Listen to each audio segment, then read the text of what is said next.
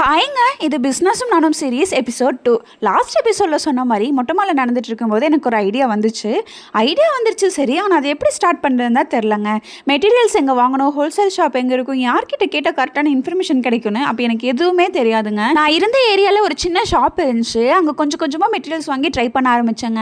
அப்போ எனக்கு தெரிஞ்சு இந்த மாதிரி பண்ணுறவங்க யாருமே எனக்கு தெரியாது.